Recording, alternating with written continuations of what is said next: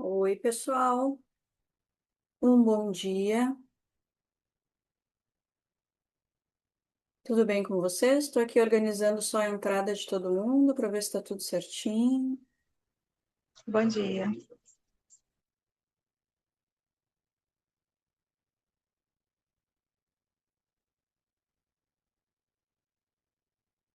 Tá bem. Deixa eu organizar aqui.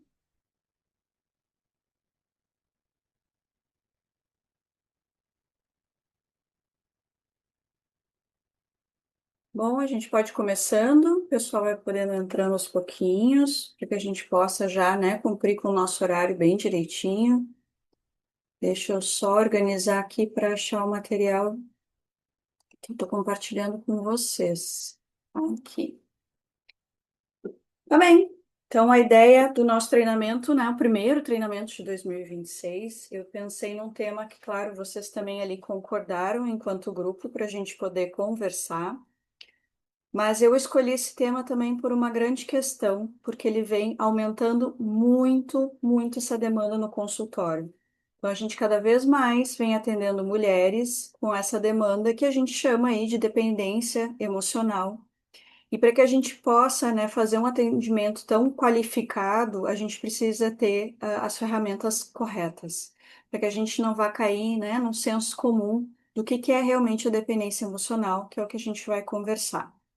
Então, o que é importante a gente entender, né, que geralmente são mulheres que se apresentam com essa demanda num lugar muito mais fragilizado emocionalmente, geralmente nos apresentam com uma questão de uma certa paralisia emocional, uma certa paralisia na sua própria vida. Não conseguem enxergar suas mudanças reais, né? Como se elas ainda andassem em círculos, é o que elas contam muito isso para gente no consultório. E a gente, enquanto terapeuta, geralmente, quando a gente já está acompanhando há um tempo, a gente já fez todo um acolhimento, já fez toda a psicoeducação, já sustentou todo o vínculo nesse atendimento e a mudança, geralmente, ela é mínima. É um atendimento que demora, vamos dizer, nesse sentido da gente poder ver uma evolução quando a gente tem mulheres com uma questão da dependência emocional. E quando a gente acaba levando esse tema para um senso mais comum, né, são mulheres que têm medo, de ficarem sozinhas, são mulheres que têm uma carência emocional, uma carência afetiva, o que é verdade, né? Eu não estou desvalidando isso, mas é muito mais que isso. A gente está falando de uma ferida emocional muito arraigada, né, da infância. Então a gente precisa estar muito atento a isso para efetivamente conseguir mudanças que vão fazer sentido e que vão fazer com que o processo terapêutico efetivamente anda. Muitas vezes, o que a gente vai tratar aqui, o que acontece, é sobre o vínculo terapêutico. A gente acaba, enquanto terapeuta, muitas vezes não permitindo que uma mudança real possa acontecer nesse cenário da dependência emocional. A gente não consegue lidar com a necessidade dessa paciente, a gente acaba não conseguindo fazer com que ela ultrapasse, entre aspas, vamos dizer assim, essa dor. Então, a gente acaba se ocupando de um lugar dentro desse vínculo terapêutico que a gente acaba sustentando muito tempo sozinha, né? E o vínculo terapêutico, ele é saudável quando é com as duas pessoas. Então, antes da gente começar, eu quero que a gente possa usar da nossa criatividade, imaginar uma cena muito comum, né, para a grande maioria de nós, dentro do consultório. A gente tem uma paciente que já chega para aquela sessão, a gente já percebe que tem uma questão de uma ansiedade, né, ou tem uma situação de um choro embargado ali, alguma situação muito comum de quando a gente vai atendendo e vai percebendo que são sessões que se repetem bastante. Então, ela vem para contar algum sofrimento de algum conflito, alguma briga que ela teve. E quando eu falo de conflito ou briga, não é necessariamente efetivamente algo concreto que tenha acontecido na vida dela, mas algum conflito interno que ela posiciona, né, que ela verbaliza e conta ali pra gente. Algum medo que cada vez mais vai mostrando essa ferida, né, essa ferida, de infância, que é o medo do abandono e essa ferida de rejeição. Então, é um padrão que vai se repetindo a quase todos os atendimentos. A gente vê que ela conta que teve uma crise de ansiedade, um momento de choro, alguma situação que ela não conseguiu se regular, alguma situação que ela não conseguiu se conter, que teve algum excesso, vamos dizer assim. A gente vai e acaba escutando, né? Geralmente é uma sessão que a gente escuta muito, às vezes tem muito pouco espaço de intervir, porque é uma pessoa com uma certa dificuldade de escuta. Então a gente acaba escutando com detalhe, a gente vai acolhendo. O que que a gente costuma fazer? Validar as emoções. E ali, dependendo do atendimento, ela já mostra que teve uma melhora, né? Ela saiu de um atendimento inicial, que ela estava bem desorganizada, vai organizando, vai conseguindo se acalmar. E ok, esse é um dos objetivos que a gente tem dentro do espaço da terapia. O que que é a grande questão? Que geralmente o atendimento não sai disso. São atendimentos que se repetem também para esse manejo com a gente. Então, elas acabam entrando mal, vamos dizer assim, no atendimento e saem melhores. Mas efetivamente a gente não tem aquela sensação de progresso, de que a gente conseguiu contribuir para que ela pudesse efetivamente ter uma melhora e uma organização para fora da sessão, né? Ali na realidade, no dia a dia dela. A próxima sessão, né? Ou até antes disso, geralmente a gente tem mulheres que acabam mandando mensagem para contar para a gente alguma questão muito de uma crise forte, alguma situação assim, ou até mesmo para contar alguma coisa positiva, algo que ela diz que conseguiu fazer, né? Teve ali uma pequena vitória.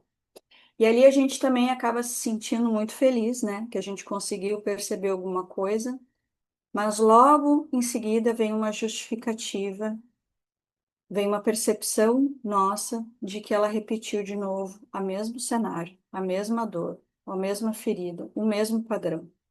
E ela sempre vai justificando isso para a gente, por que que isso aconteceu. Por isso que a gente, né, tem essa dificuldade, às vezes, de intervir por uma pessoa que fala bastante para poder se justificar. Então, ela sempre vai ali nos contar aquele mesmo conflito e aquele mesmo diálogo interno. Quais foram as dúvidas que teve, qual foi o raciocínio de pensamento, qual foi a reação e o comportamento que teve. E com o tempo, quem vai se sentindo frustrado somos nós, terapeutas, né? Não sei como é para vocês, mas geralmente é uma demanda que cansa muito a gente de atender. A gente também acaba tendo seus altos e baixos, né? Como eu trouxe ali, em algum momento a gente acredita que teve alguns avanços, algumas melhoras, mas logo em seguida é como se a gente se sentisse sugado de novo por aquele atendimento, né? Não é nem pela pessoa, mas é pelo atendimento, é pelo método, pela forma como a gente está atendendo. Parece que não tem tempo suficiente na sessão, parece que nunca dá para a gente conseguir fazer, né, uma boa intervenção. É um processo terapêutico que a gente fica se perguntando o que que eu vou fazer no próximo atendimento, qual é a intervenção que eu posso fazer aqui, o que que eu poderia fazer então para tirar ela desse círculo vicioso, vamos dizer assim, né? Daquele padrão que não acaba se quebrando, que vai se repetindo efetivamente, a gente vai se sentindo cada vez mais impotente e às vezes a gente até chega a se perguntar da nossa própria competência enquanto terapeuta. A gente acaba se perguntando o que que a gente está fazendo ali, como é que a gente realmente vai conseguir ajudar, se a gente vai conseguir efetivamente, né, fazer com que essa pessoa saia desse ciclo de dependência emocional. Então a gente segue acolhendo, segue explicando, segue sustentando ali um desejo de mudança. E às vezes esse desejo de mudança ele é mais nosso do que da paciente. Tá fazendo sentido para vocês de alguma forma? Vocês conseguem imaginar essa cena? Já passaram por essa situação em algum atendimento? Eu já passei e passo em muitos atendimentos ainda, porque isso faz parte da nossa humanidade dentro do atendimento. Quando a gente se sente dessa forma, em nenhum momento isso fala realmente, né? É um sentimento, mas isso não fala da nossa incompetência. Isso fala do vínculo que se cria ali. Então, a questão da dependência emocional, ela se filtra muito pela relação. No vínculo, desculpa, é que eu escutei um barulhinho aqui, eu fui ver o que que era. Ok. Peraí. O vínculo se filtra pela relação, né? É no vínculo ali que a gente passa a ocupar um lugar que vai fazer algum tipo de regulação emocional ou efetivamente um vínculo terapêutico que vai gerar alguma efetiva mudança. Isso não vai acontecer, ou quando isso não acontece, não é por uma falta de estudo nosso, né? Mas é porque a dependência emocional ela exige um manejo diferente. E é um manejo que raramente a gente é ensinado, vamos dizer assim, né? Em algum momento dentro de algum livro ou da faculdade. A gente tem muito sobre o conceito da dependência e alguns que falam sobre manejos, na verdade, com relação a técnicas, né? Quais são as técnicas que a gente pode usar? Que ok, isso é ótimo, né? É o que a gente também vai olhar aqui, mas sem a gente ter um conhecimento sobre essa base do vínculo, isso acaba caindo num vazio e nessa repetição o tempo inteiro e nessa sensação de cansaço que é o que eu estou trazendo para vocês. Então, para além das técnicas, hoje a gente vai conversar sobre como a gente sai desse lugar disfuncional, e é esse lugar disfuncional para ambas, né? Para ambas as partes, e que realmente não está auxiliando em nada essa paciente. Então, para a gente conseguir seguir, eu quero primeiro poder me apresentar um pouquinho para quem não me conhece. Quero poder passar aqui para vocês só um minutinho. Quem sou eu? Algumas aqui que estão já me conhecem, já sabem um pouquinho, mas para quem ainda não me conhece, eu quero me apresentar direitinho. Eu sou a Letícia Martins, eu sou graduada em psicologia. Já há 20 anos atuo na área clínica, né? Atendo desde o primeiro estágio da faculdade, sempre segui atendendo, nunca parei de atender em consultório. Então faz um pouquinho mais de 20 anos que eu atendo. Tenho uma experiência na área social, já de 16 anos também, e na área escolar. Então, eu tenho muitas formações, basicamente, da minha paixão, que é dentro da área sistêmica, então, que me contribui muito, tanto para a minha parte pessoal, quanto para a minha parte, obviamente, profissional. E eu atendo há muito tempo e atendo basicamente mulheres, que na verdade é a grande demanda que chega para que a gente possa atender no consultório. Geralmente são as mulheres, né, que buscam a terapia. Ainda bem que isso está mudando. A gente também consegue ter acesso e aos homens, né, conseguem ao masculino, conseguem chegar também. Isso vem melhorando bastante. Mas a gente acaba atendendo muito mais mulheres, né? E foi através disso que eu fui também podendo me organizar, podendo fazer alguns focos de trabalho, vamos dizer assim, né? Podendo dedicar um pouco mais o meu espaço da carreira. Então, eu também sou criadora da comunidade Clínica com Direção, que é onde também participam aqui algumas pessoas. E esse é o meu método de trabalho também, né? A clínica com direção. Então, a gente sempre pode pensar e entender a clínica que a gente faz, mas também a gente tem um direcionamento de onde a gente está indo e que ferramentas a gente vai poder usar. Eu deixei aqui para quem já quiser me conhecer um pouquinho, poder olhar, né, qual é o Instagram, o site, enfim. Isso aqui vocês vão ter acesso depois, mas é para quem, né, deseja saber quem é a pessoa que está conversando aqui com vocês, poder compreender.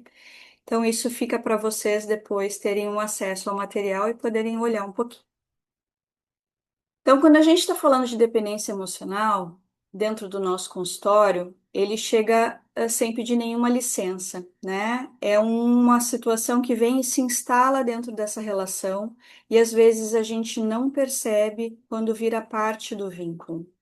Então, o objetivo de hoje é esse, né? Que a gente possa clarear esse manejo clínico para conduzir esse processo com muito mais segurança, com muito mais estrutura e principalmente, e também é o meu foco de trabalho, sim, a gente ter uma sobrecarga emocional, porque isso é algo que eu trago muito, né, para quem me acompanha, o quanto a gente também tem que poder estar cuidando da gente para ver também o quanto a gente consegue efetivamente ter um vínculo de qualidade e realmente poder fazer um trabalho que vai levar, né, o nosso paciente a um lugar diferenciado.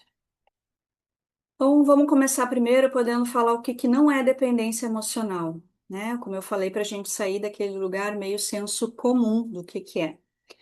A gente costuma dizer que a dependência emocional, ela é pessoas que têm um sofrimento intenso, né?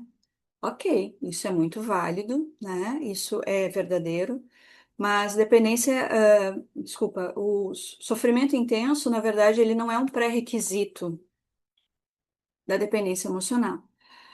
O sofrimento intenso, ele faz parte de vários outros, né, quadros que a gente tem, e não necessariamente isso é algo negativo, e não necessariamente isso é algo, né, patológico, adoecedor, vamos dizer assim.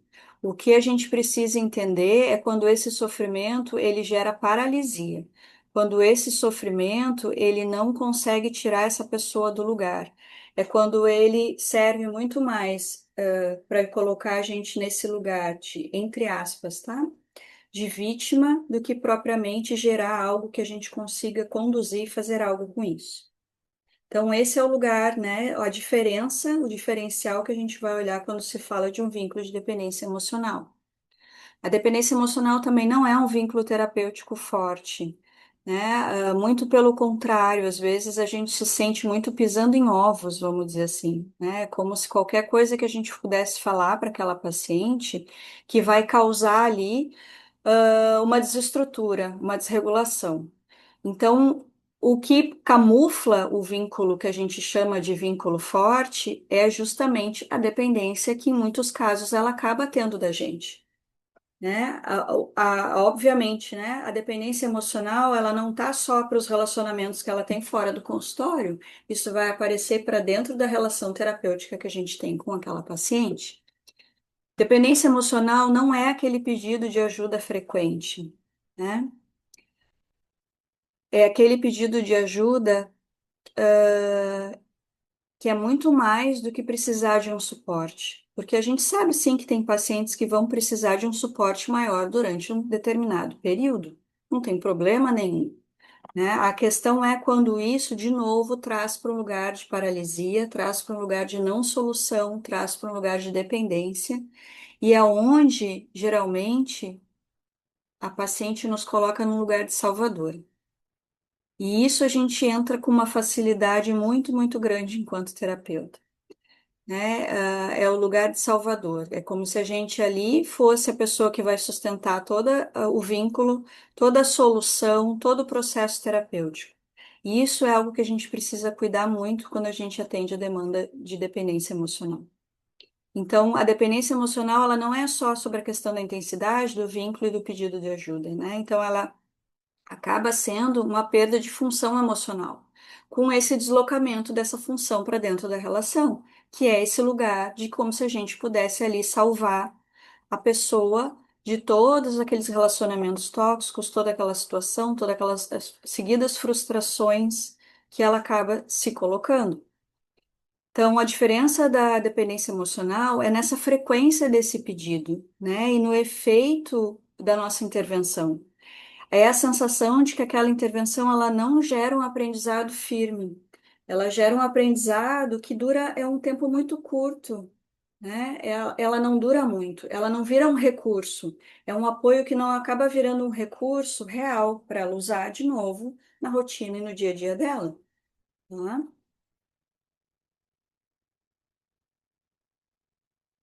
O que que eu quero poder trazer? Os nossos pontos cegos enquanto terapeuta, já que a gente vai poder falar sobre a questão relacional, né? Sobre a questão do vínculo, é o que a gente vai poder conversar.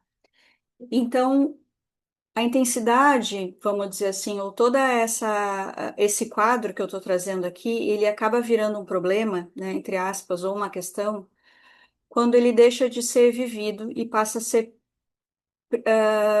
e passa a precisar ser regulado por nós, né? Ou pelo outro, que é o que o dependente emocional faz, né? Então, a felicidade dele depende do outro, a melhora dele depende do outro. Então, às vezes, ele fica esperando que o terapeuta também faça algo para que ele possa melhorar. Então, quem é que acaba ficando responsável por esse grande volume de afeto que está dentro desse vínculo terapêutico? Às vezes somos nós, né? E é aí que a gente precisa tomar um cuidado para que esse pedido eterno, entre aspas, né, de ajuda, não fique a gente nesse lugar de sim, eu vou dar conta disso. E eu tô falando isso para a gente poder pensar, porque não é tão consciente assim. Às vezes, claro, a gente consegue se dar conta quando a gente faz um trabalho com relação a isso, né? A gente faz a nossa própria terapia, ou a gente faz supervisão, faz leituras, faz trocas, enfim. Mas muitas das vezes, e a gente sabe que enquanto terapeutas, e para quem está ou é terapeuta já há bastante tempo, todo mundo já passou, né, por esse lugar de Salvador, né, ou de achar, ou lá no início da faculdade, quando a gente acaba perguntando, né, por que que você fez psicologia? Porque eu quero ajudar as pessoas. Ótimo, essa é a função. Mas aí que tem que entrar esse cuidado para a gente não se tornar o salvador dos nossos pacientes, né? Então, esse pedido de ajuda, ele não aliás, ele é muito fácil de que a gente possa cair nisso, né? E para isso é para todos os outros temas também. Esse ponto cego que eu vou trazer, alguns, né? Pontos cegos que eu quero trazer hoje. Claro que eu estou falando dentro da dependência emocional, mas vocês podem expandir isso para outras situações. A gente sabe, enquanto terapeuta, que sustentar a angústia é importante, né? Só que dentro da dependência emocional é importante que a pessoa, né, a nossa paciente, possa aprender a sustentar essa angústia sem entrar em colapso, né? É importante que ela possa atravessar essas frustrações, mas sem desorganizar o seu próprio eu. É regular esse afeto sem precisar que o outro possa sempre estar fazendo isso por ela. Então, esse é um grande desafio que a gente tem dentro da dependência emocional. E aí, o que que eu quero trazer para vocês, né? Para que vocês possam, vamos dizer assim, colar essa frase, copiar, escrever para quem está aí anotando alguma coisa, enfim, né? Ter essa frase com vocês. O tratamento da dependência emocional, ele não é aumentar o vínculo, ele não é aumentar a frequência de sessão, isso é um convite muito comum quando a gente atende, né, pessoas com dependência emocional, aumentar o número de sessões, não é aumentar o nosso acolhimento. Ele é poder devolver uma função emocional, né, para essa pessoa, para nossa paciente. É a gente dar limite, é a gente conseguir dar uma sustentação, é a gente conseguir trabalhar com uma metodologia, né? A gente ter a nossa metodologia de trabalho. É a gente conseguir fazer uma interrupção de padrões, não cedendo a esse lugar de salvador. É a gente conseguir sim desacomodar, né? Sustentar muitos silêncios que quando eles chegam é porque a gente está fazendo uma ótima intervenção, então, né? O silêncio é um bom indicador, vamos dizer assim, quando a gente trabalha com a dependência emocional, para que essa pessoa, né, essa mulher, essa paciente, essa pessoa que a gente atende, possa ela lidar com a sua própria angústia, porque há muita angústia ali, a gente sabe disso, né? E às vezes, e aí entra esses pontos cegos, né? E um deles é esse medo. Antes da gente seguir com os pontos cegos, eu quero também que vocês possam entender, né? Que vocês possam ter isso nítido na cabeça de vocês. Aqui até eu posso estar traçando um perfil um pouco mais evidente, vamos dizer assim. E até um tanto quanto senso comum, vamos dizer assim, do que é a dependência emocional.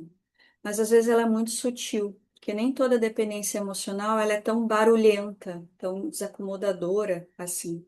Às vezes ela vem delicadamente, né, ou sedutoramente conversar com a gente. Mas ela se mantém quando ela encontra um lugar de apoio, que é de novo esse lugar do Salvador e esses pontos cegos que eu vou trazer. E é a partir disso que vocês podem também fazer uma avaliação sobre a questão da dependência emocional. E tudo isso de novo. Quando a gente entra nesse lugar, eu não estou trazendo isso para a gente se sentir mal, eu estou trazendo isso para a gente poder entender, para poder sair, então, avaliar e sair desse lugar. Vamos pensar. Um ponto cego inicial. Tem vários, né? Eu não trouxe todos, mas eu pensei em alguns importantes. E a gente tem que avaliar com bastante cuidado, porque isso costuma acontecer com muita frequência sem a gente se dar conta. O medo de frustrar a paciente. Às vezes a gente sim evita muitas intervenções que são muito mais estruturantes para que a gente não possa, né, frustrar aquela paciente. Porque essa é a sedução que ela nos traz, que ela já é tão fragilizada, tão sofrida, tantas coisas ruins e negativas acontecem com ela. E a gente pode, então, com esse medo, entender que se a gente vai fazer uma intervenção, né, vai fazer essa sustentação, ou vai fazer algum tipo de enfrentamento, a gente pode causar algum tipo de ferida novamente. Então, a gente acaba, às vezes, suavizando, né, as intervenções. A gente pode estar aí cometendo um grande, né, erro, vamos dizer assim, porque a gente impede um desenvolvimento importante.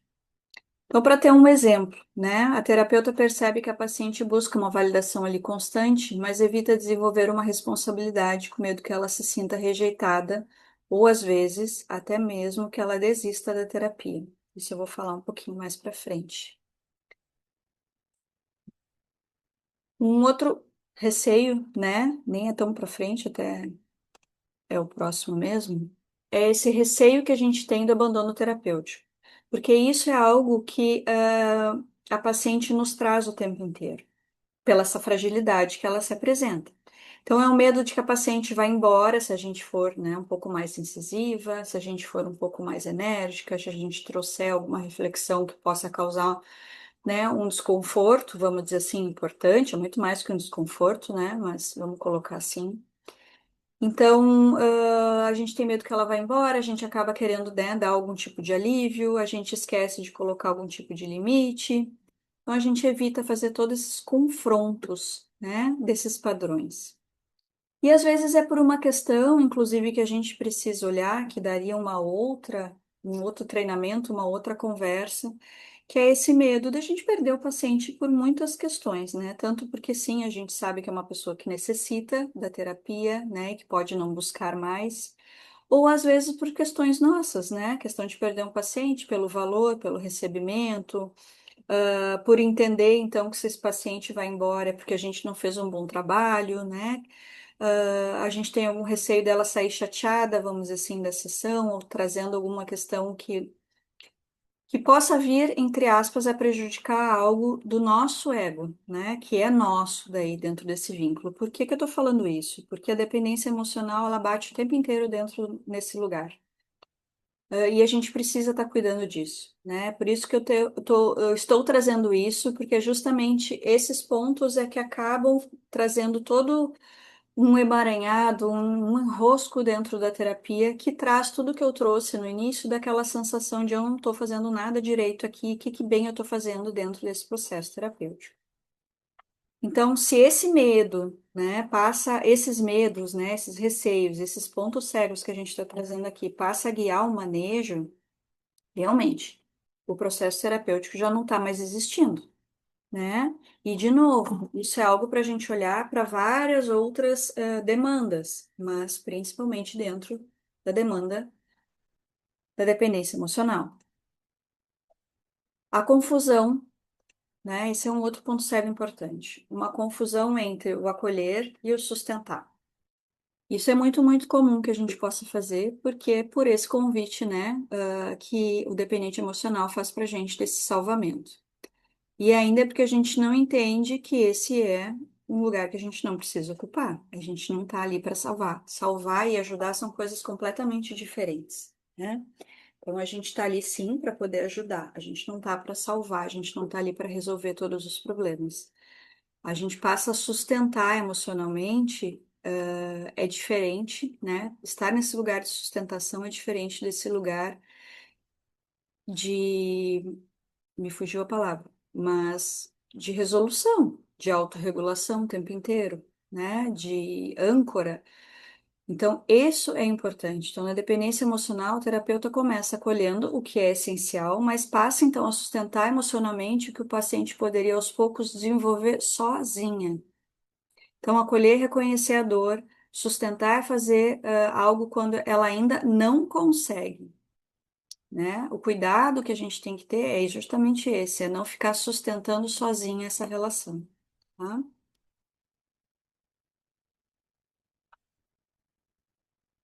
Outro lugar que a gente cai com muita frequência dentro da dependência emocional é um excesso de explicação. Então a gente fica ali, né, achando que com a compreensão, aquilo que a gente vai explicar, ela vai conseguir mudar, né? No momento que ela entender o ciclo, no momento que ela entender aquele padrão, ela vai conseguir mudar. Não necessariamente, ela já sabe, né? A gente consegue perceber com o tempo que ela já sabe, tanto que ela já vem e justifica pra gente por que que ela fez daquele jeito, daquela forma, né? O que que aconteceu. Então, é a gente entender que a gente precisa realmente fazer intervenções. Depois de um ponto que a gente já está nesse acompanhamento, com essa paciente, ok, o processo de explicar, dela entender o ciclo, ele é importantíssimo, eu não estou dizendo que não. Estou dizendo que a gente tem que sair dali, a gente tem que quebrar isso depois de um tempo e efetivamente ir para as intervenções e para o manejo. E é um ponto cego, né, que eu já comecei um pouco falando, que é esse lugar que muitas vezes a gente acaba desse cansaço emocional e dessa certa culpa, que é a gente ficar ali se perguntando se a gente não tá ou sendo dura demais ou boazinha demais, se a gente deve acolher mais, né? A gente fica se fazendo muitas perguntas dentro desse processo, que eles são ótimos, a gente tem realmente que poder olhar para isso, mas a gente não tem que fazer como a paciente faz, ficar paralisada daí nessas perguntas, né? O que a gente tem que é poder olhar para essas perguntas e fazer algo com elas e poder então entender que quando a gente está nesse lugar é porque sim a gente está, né, um pouco paralisada também e que a relação ela precisa ser revista, né? O vínculo com essa paciente, com essa pessoa precisa ser revisto. Um erro muito comum, né, que a gente acaba cometendo quando a gente está atendendo essa demanda. Tentar resolver a dependência emocional com o vínculo e não com a estrutura. Então a gente aprende que o vínculo é a nossa ferramenta principal e está correto. É isso que eu vivo falando o tempo inteiro. A gente tem que olhar para o vínculo. Mas o ponto é quando o vínculo deixa de ser um meio para virar um fim dentro do processo, né? Se a mulher, se essa paciente, ela aprende a se acalmar, ou se regular apenas numa relação, e aí não só, né, na relação com o terapeuta, mas nas suas relações, qualquer relação, né, ela aprende que ela precisa sempre estar num relacionamento para que ela consiga se regular. Então, o que regula sem ensinar é o que vicia, né, que é esse lugar que ela vai ocupando. A gente precisa ensinar essa autorregulação sem ter a dependência de alguém. Então, a estrutura entra para organizar esse vínculo, não para substituir. O vínculo está ali, ele vai ser preservado e ele tem que continuar ali. Tá? Quando o manejo ele é baseado somente no vínculo, o processo pode acabar virando uma muleta, né? E não uma ponte, vamos dizer assim. E esse é o lugar que a gente precisa tomar cuidado. O que que muda quando a gente tem essa estrutura, a gente tem esse método, né? A gente, enquanto terapeuta, a gente ganha essa direção clínica, a gente sabe o que está acontecendo ali, a gente consegue sair um pouco, né, desse lugar que nos colocam, a gente sai, olha para isso e entra de novo. O vínculo, ele vai deixar de sustentar e ele passa a organizar. É entender que através desse vínculo é que a gente pode mexer nessas feridas, é que a gente pode se autorizar a desconfortar, a poder realmente fazer um trabalho efetivo que vai fazer com que ela possa minimamente viver melhor. Então, aí é que o processo vai ganhar um começo, meio e fim. Não pelo começo, meio e fim da própria terapia em si, né? Não estou dizendo nesse sentido, mas do processo dela, né? Das coisas que ela consiga estruturar também dessa forma, com começo, meio e fim, né? Então, a gente saber onde a gente está indo, sem nenhum tipo de improviso, porque acaba acontecendo muito na dependência emocional isso, a gente acaba, né? Se a gente não sabe bem qual é a direção que está indo, a gente usa de diversas ferramentas para poder chegar nesse começo, meio e fim.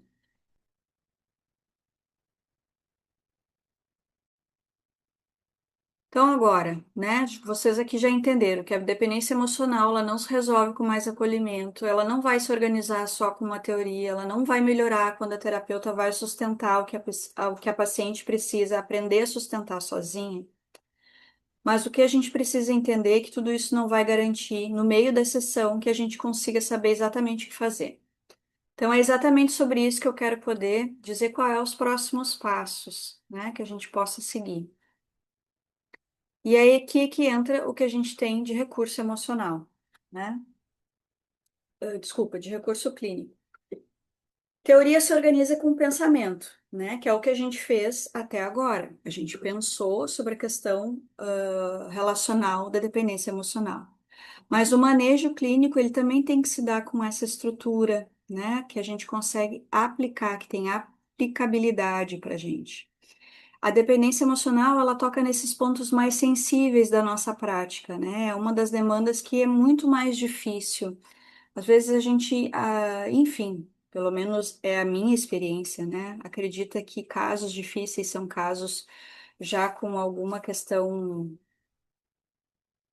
Enfim, não dá para a gente qualificar que isso é para cada pessoa, né? Mas a dependência emocional, ela é um caso também que nos deixa muito com dúvida, inseguros, para que a gente possa seguir e entender que a gente está fazendo um bom manejo. Porque ela vai ativando na gente muitos medos, vai mexendo às vezes até em alguns valores éticos da questão clínica, né? Então, esse lugar de eu vou ser mais dura, eu vou poder fazer uma intervenção, eu vou, né, mexer em alguma coisa, eu vou pegar mais leve, eu vou acabar causando um trauma, essas questões que eu digo, né, nesses valores éticos pontuados pela clínica. Esse é o lugar que acaba sendo um convite que a gente acaba entrando e nos questionando o tempo inteiro. E quando a gente está atendendo essa demanda, improvisar vai custar muito caro para a gente, inclusive emocionalmente, né?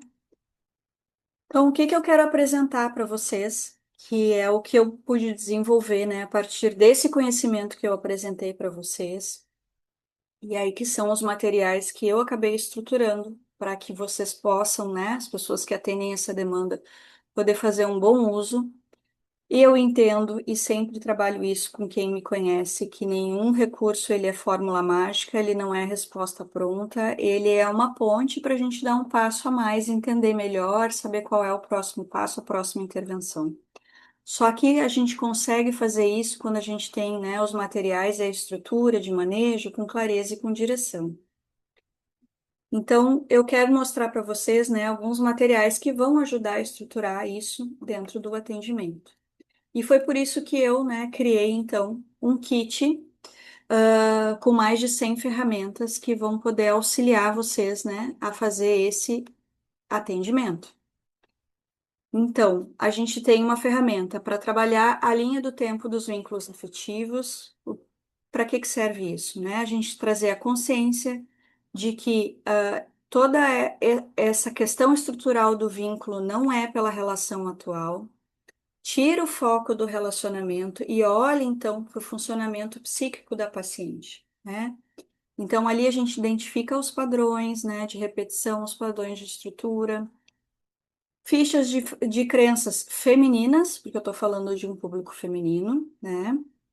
Então a gente tira ali as crenças que são naturalizadas, vamos dizer, dentro desse público feminino, cria uma base para poder fazer uma construção de novos padrões, de novos, né, reações e comportamentos. Tem as técnicas específicas para trabalhar, né, com bastante profundidade e assertividade, a dependência emocional. E o infográfico, que ele não infantiliza, né? Ele vai fazer com que a própria paciente possa entender quais são os ciclos e os gatilhos, para que ela possa gerar, então, a sua própria autonomia. Ainda dentro desse kit, que eu chamo do kit Amor Sem Dependência, a gente tem um protocolo de atendimento em 6 etapas. Tá?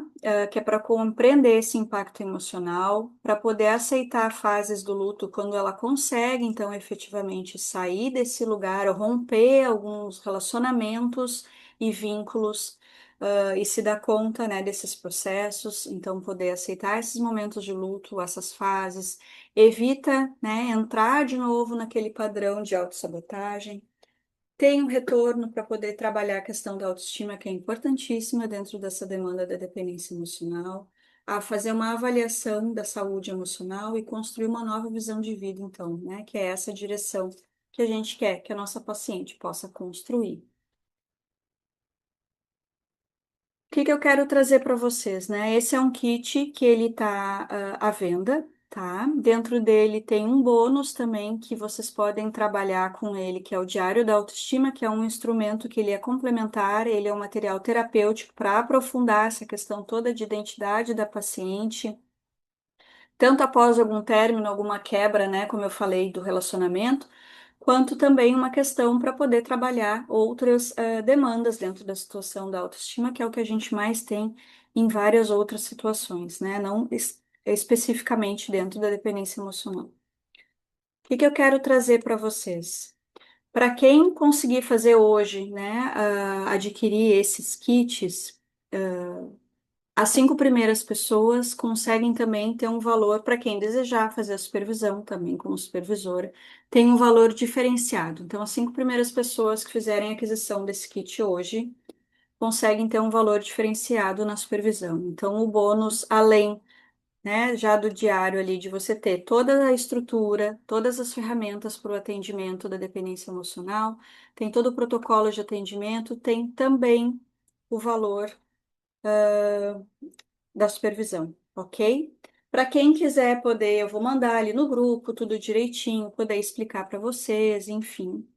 Mas para quem quiser já poder olhar aqui, apontar, né, o QR Code, poder saber direitinho, para poder adquirir, fiquem à vontade. Pessoal, da minha parte, para a gente poder dar esse pontapé, vamos dizer assim, nesse início, sobre a dependência emocional, e entender toda essa base de estrutura, teria muitas outras coisas e por isso a gente vai ter muitos outros treinamentos de vários outros temas também. Mas eu quero trazer para vocês, né, que eu fico muito feliz da participação de vocês. É excelente, a gente vai ter isso no grupo, vocês podem acompanhar, a gente vai ter outros treinamentos, pelo menos uma vez no mês, além de todo sempre a gente ter, né, os materiais, as trocas, enfim. Quem tiver qualquer pergunta, quiser trazer alguma questão, né, para poder entender um pouco melhor, perguntar alguma coisa, eu vou, terminar a gravação aqui e aí a gente pode conversar um pouquinho, tá bem? Deixa eu só organizar aqui.